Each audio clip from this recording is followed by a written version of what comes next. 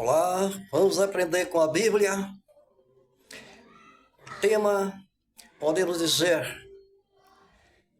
pregadores da seta quebrada.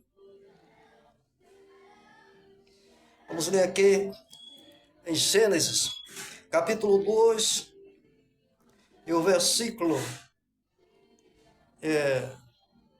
16 e 17. Vamos lá.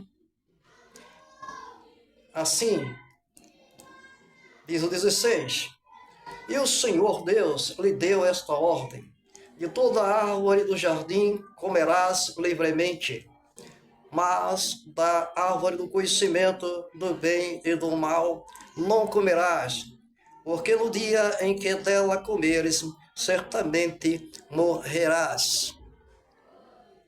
Agora, esta é a seta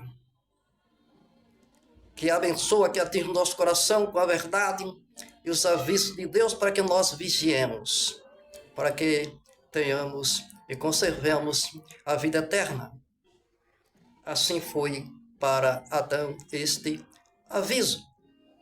Agora, vamos ver a seta quebrada falar.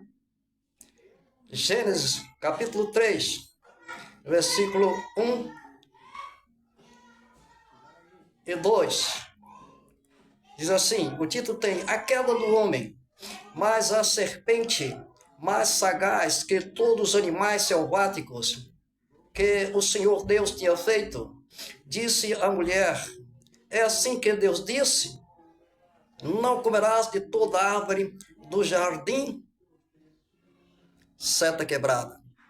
Não foi assim que Deus disse. Deus disse: de toda árvore do jardim comerás. Ele começou dizendo assim. Deus começou assim. E o inimigo começou dizendo: É assim que Deus disse: Não comerás de toda árvore do jardim? Que ele começou ao contrário. O inimigo começou ao contrário, não é? Do que Deus disse.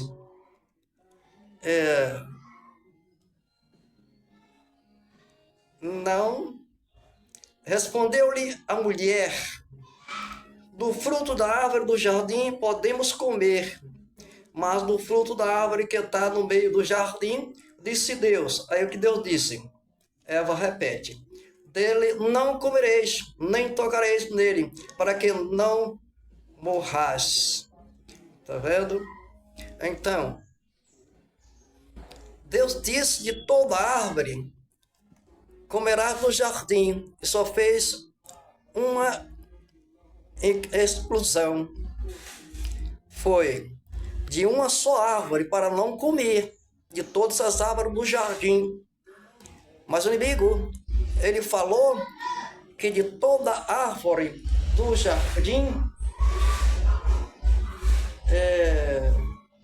que não comereis. Então Deus não disse assim: de toda árvore do jardim não comereis. Deus disse assim: toda árvore do jardim comereis. Agora só uma exclusão, só de uma só, de todas as árvores é que não comesse, que estava um juízo da desobediência, que no dia que dela comer, certamente morrerás. Então o inimigo embaralhou as coisas. Ele disse: Deus disse, que é para a pessoa entender o que ele vai dizer, que a seta é quebrada, achar que o que ele vai falar foi o que Deus disse. E aí, o que acontece? Eva foi nessa, certo? E caiu. E muitos foi nessa. Atrás de pregadores e seta quebrada. Certo? Então, essa doutrina que o inimigo aqui plantou, aqui no Jardim do Éden, e como consequência, foi a Eva iludida com isso, e contaminou toda a raça humana. Eva falou para querer consertar o erro do inimigo. Mas o erro dela foi que ela foi ensinar ou querer corrigir o inimigo, quando de antemão, que pela maneira de se perguntar, se tiver o discernimento do Espírito Santo de Deus, entende-se que o objetivo que aquela pessoa quer é uma resposta distorcida da verdade que Deus falou. Não é? Então, se não era para tocar, não era para chegar nem perto da árvore, quanto mais para falar com a maldição, o autor da maldição, o autor que gerou a maldição, o inimigo das nossas almas. Não tem que ensinar o inimigo. Ensinar o inimigo para quê? Para que ele vê como é que tem uma outra maneira de ver como lhe ludibria, lhe engana. Não é? E o que eu tenho observado, tem muitos advogados que ele perde a causa para o seu cliente, porque ele insinua o que a mentira acusatória falou contra o seu cliente. Quando ele vai fazer a defesa, ele diz e que o acusador acusou, repete, dizem isso. Você pode ser até isso, mas só que você tem essas outras qualidades, isso, e Deus dá a vitória, e a verdade é essa aí, certo? E a vitória é sua. Não. Esta maneira está errada. Esta maneira de falar está dando, de certa forma, razão e dando a entender que realmente o cliente dele praticou aquele erro. Porque quando ele disse, ele pode ter feito isso e isso, então está, de alguma forma, confirmando que realmente aquele cliente errou. Quer dizer, isso é uma ofensa ao seu cliente. Depois diz que está defendendo, sou advogado de defesa. Não. Temos que entender que não emprestemos os nossos lábios, que é para falar a verdade, o sim, sim, não, não, como a palavra diz, porque o que passa disso é procedência maligna. Se está para defender a verdade, não repita mentira acusatória que o inimigo falou, não precisa. Nada podemos contra a verdade, a não ser em favor da própria verdade. Se você falar somente a verdade, não se preocupe em repetir mentira, insinuações contra você ou contra outra pessoa. Não repita. É você fazer sofrer o inocente duas vezes. Uma pela boca do inimigo, que é seta quebrada, e uma pela sua boca, que diz que é advogado de defesa e está sendo também seta quebrada. Seta quebrada está vaticinando, está autenticando o que o inimigo disse, com obra de acusação. Como é que você é advogado desse jeito de defesa? Ou você está do lado da verdade ou do lado da mentira? Porque se você mistura a sua verdade de defesa com a mentira de acusação do inimigo, então você está misturado. Essa mistura, quem fez foi o inimigo aqui, a base foi aqui. Em Gênesis aqui, no início, não é?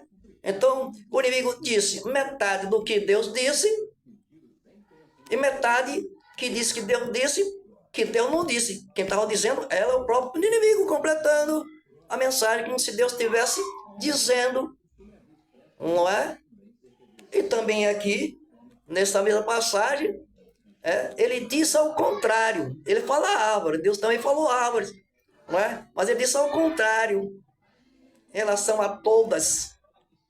Disse a todas, mas menos uma. O inimigo disse a todas e não excluiu uma.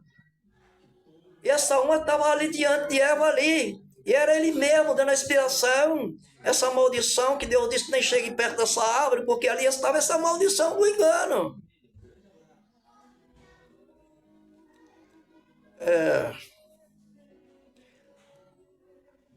Algum tempo atrás, eu tinha uma certa dificuldade de começar a falar, a puxar assunto com as pessoas. Eu tinha essa dificuldade. Mas eu tinha um trunfo. Isso me dava uma firmeza, uma certeza e, consequentemente, uma coragem, porque era muito tímido, e ainda sou em parte, como se pode perceber, né? Eu tinha uma certeza, se me der a oportunidade, me der espaço para falar sem interrupção, a razão fica clara. E não se pode contestar, não se pode duvidar. Olha, se eu pensava desse jeito, sem ter muita experiência na vida, né? Esse pensamento foi mais ou menos quando eu tinha meus 20 anos, por aí assim, nessa média. E agora, caminhando para os meus 70 anos, as experiências foi muitas nessa vida, né? E melhor ainda, a experiência do ensino dessa palavra que advoga, na verdade, as nossas causas.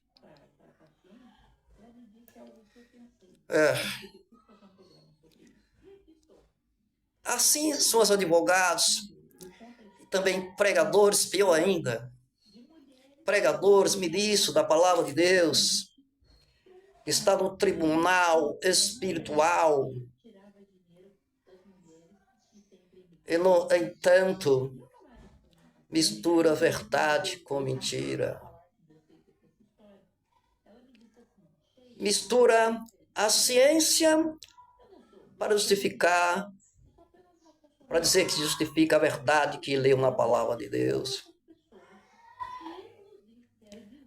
E acho que isso vai edificar, vai dar vida às ovelhas, ouvintes. Ainda tem mais. Por não ter o discernimento de espírito correto, por não ter a direção do Espírito de Deus, como Jesus falou, no abrir da tua boca, eu lhe darei palavra. Você só tem que abrir a sua boca, se você é sincero, se você está confiante que Deus é o seu Senhor. Então, na oportunidade que tiver para que você abra a sua boca, vai sair a verdade pura, cristalina, que convence o homem do pecado, da justiça e do juízo, que é a palavra inspirada pelo Espírito Santo da verdade. Jesus disse que ele nos guiará em toda a verdade. Mas não, tem esses ministros que nos dão a entender que há ministros e ministros. Todos estão a serviço na causa de Deus, no tribunal de Deus. Só que ministros sobem a metade no Monte Ebal, que é quando o povo peca, é o ministério do pecado. Esse ministro sobe para repreender e colocar as maldições diante dessas pessoas para que venham a temer e se arrepender. Mas esse ministério é um ministério que fede, que até esses ministros, a maioria deles vai receber de Deus que eu não vos conheci. Esses ministros eles vão dizer: Senhor, eu não preguei em teu nome, não estudei nas ruas, você demônio, isso e aquilo em teu nome. Eles vão dizer: afastai de mim que eu não vos conheço. Agora, a nossa alegria é que tem os ministros que sobem ao monte Gerizim. É dos montes que segue, os ministros que sobem ao monte Gerizim. Para começar, o monte é o monte da bênção. Então, esses ministros vão ministrar o consolo, a esperança daqueles que estão procurando ser fiel a Deus para exortar a continuar firme, e ser aperfeiçoado na confiança, na fé, para ter esperança segura, para não duvidar na graça e no poder de Deus nas nossas vidas operando. Não é? Então, que sejamos ministros de Deus, mas firmado no sim, sim, não, não. Porque o que passa disso é de procedência maligna, disse Jesus. E a verdade, principalmente nesse tempo, hoje, tempo do fim, não temos que nos se preocupar para dizer as verdades como ela deve ser dita, como Deus falou. Não temos que procurar rodeios. É porque eu tenho que ser educado, porque eu tenho que falar a ciência primeiro. Eu tenho que dizer primeiro que eu estudei isso, eu estudei aquilo, sou isso, sou aquilo na ciência. Então você quer me dizer, quer dizer ao povo de Deus, que você vai falar da palavra de Deus, eles vão ter que acreditar porque você tem base de modo pessoal pela ciência que você tem. Secular. Por acaso, quem lhe dá a confiança para que confie em você, no que é a verdade que você vai falar de Deus, é o que você tem pelo conhecimento secular. Isso é a mesma coisa, de maneira aperfeiçoada para o tempo presente, da mesma maneira que o inimigo usou lá no início, para derrubar a humanidade no pecado, misturando verdade com mentira. Já falei uma certa feita que depois de ter estudado alguns livros, certo? E já agora há pouco tempo que eu cheguei a uma conclusão. Não foi que não foi bom para a experiência secular, senão não está entendendo por que vocês erram. E por que eu errei muito também. E continuo errado também. Quando nós estivemos aqui, nós somos falhos. Certo? Mas, enquanto pudermos falar a verdade como ela é, então é só lucro. Então,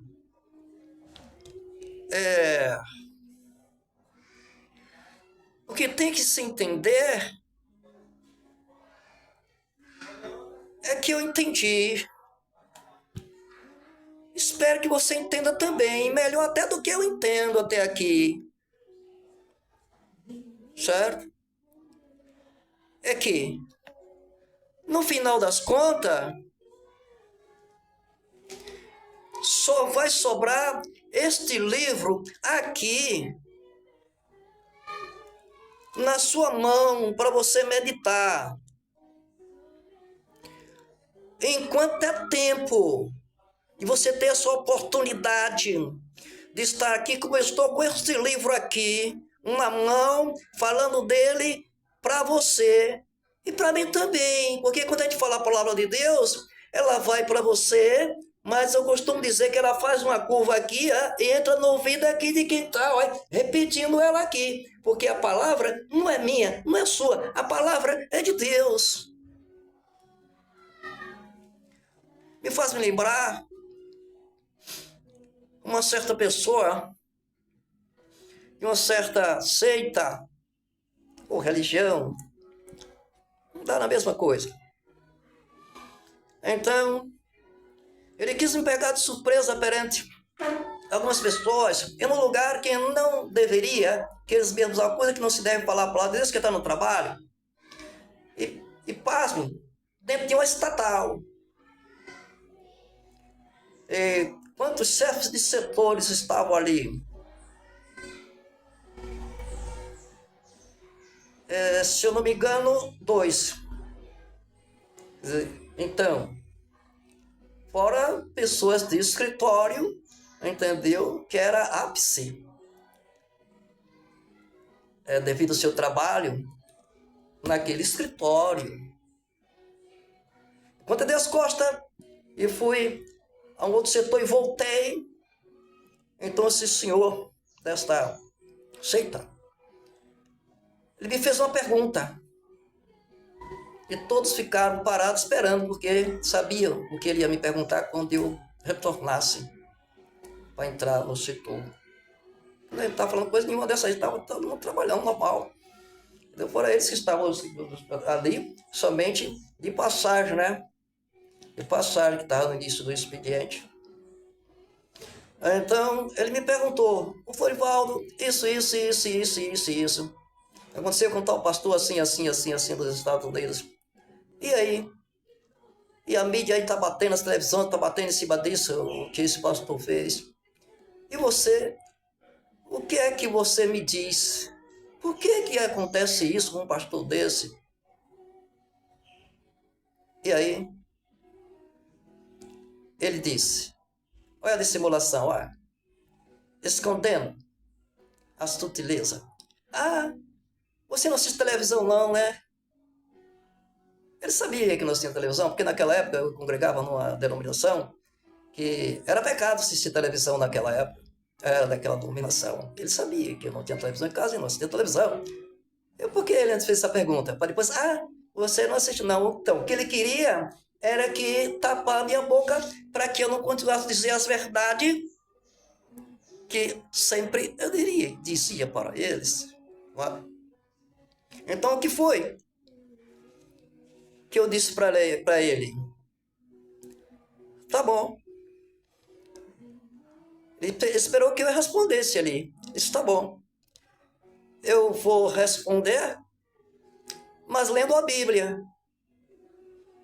Aí acabei de entrar no setor, puxei a gaveta da mesa a qual eu sentava, e todos parados ali, pararam o serviço todo parado para ver a minha saída. Porque todos queriam ver um dia eu me embaraçar em um assunto. E aí, pegaram embaixo, porque eu fui para a Bíblia. Puxei a gaveta, puxei a Bíblia, e aí vim em pé para o lado da mesa, coloquei aqui na mesa em pé, e ele deu meia volta e sentou exatamente do outro lado dessa mesa, onde eu sentava.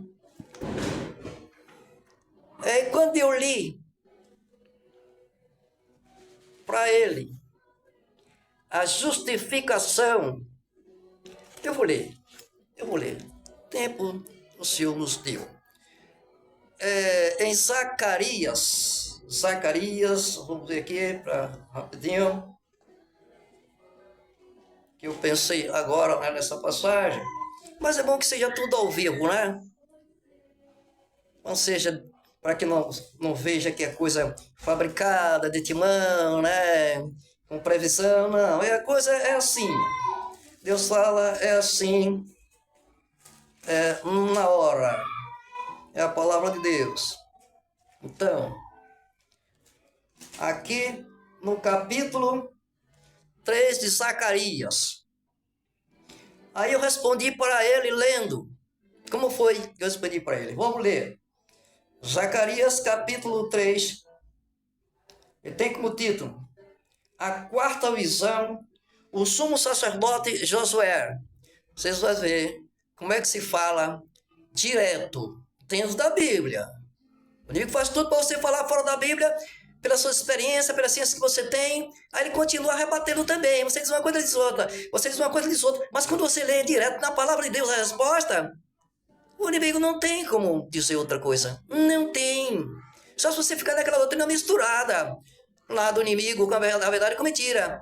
Aí você fala da Bíblia, depois fala da sua experiência, o inimigo tem espaço para estar contendendo com você e nunca chega ao fim, ele nunca chega ao conhecimento da verdade. E outra coisa, ele nunca para e a contenda continua e sempre vai se repetir sempre que você encontrar essa pessoa. Então vamos ler? Assim eu li para ele. A quarta visão, o sumo sacerdote Josué. Deus me mostrou o sumo sacerdote Josué, o qual estava à direita, o qual estava diante do anjo do Senhor, e Satanás estava à mão direita dele para se lhe opor, quer dizer, advogado de acusação. Mas o Senhor disse a Satanás: o Senhor te repreende, ó Satanás. Sim, o Senhor que escolheu a Jerusalém te repreende. Não é este um tição tirado do fogo?